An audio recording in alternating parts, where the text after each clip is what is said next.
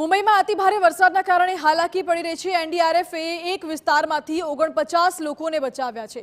થાણેના દુર્ગમ આદિવાસી વિસ્તારમાં rescue operation હાથ ધરવામાં આવ્યું। થાણેના વિસ્તારમાં એનડીઆરએફે રેસ્ક્યુ ઓપરેશન કરવું પણ પડકારજનક હતું, પરંતુ એનડીઆરએફના જવાનોના જુસ્સાએ લોકોના જીવ બચાવી લીધા છે। આજે સવારે જિલ્લા કલેક્ટર કચેરી અને એનડીઆરએફે અપડેટ આપ્યું છે કે કુલ 49 લોકોને બચાવી લેવામાં આવ્યા છે।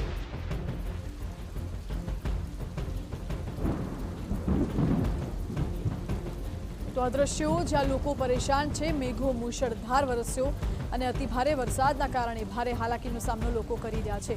જો કે થાણેના દુર્ગમ આદિવાસી વિસ્તારમાં જળ ભરાવાના કારણે લોકો ફસાયા હતા, પરંતુ એનડીઆરએફની ટીમ દ્વારા ત્યાં સ્થળ પર પહોંચી રેસ્ક્યુ ઓપરેશન હાથ ધરવામાં આવ્યું અને જાણકારી મળી રહી છે અનુસાર 49 લોકોને બચાવી લેવામાં આવ્યા છે। લોકો પરેશાન થયા છે, પરંતુ એનડીઆરએફની સરાહનીય કામગીરી પણ અહીં જોઈ શકાય છે। બોટના માધ્યમથી લોકોનું બચાવ કાર્ય અત્યારે ચાલી રહ્યું છે। અતિભારે વરસાદના કારણે લોકોની ઘર વખરીને મોટા પાયે નુકસાન છે। લોકોના ઘરોમાં પાણી ઘૂસી ગયા છે। થાણેમાં 49 લોકોનું રેસ્ક્યુ કરવામાં આવ્યું છે અને આ લોકોને સલામત સ્થળે ખસેડવામાં આવ્યા છે। જો કે અતિભારે વરસાદના કારણે લોકોને હાલાકી અપાર થઈ રહી છે।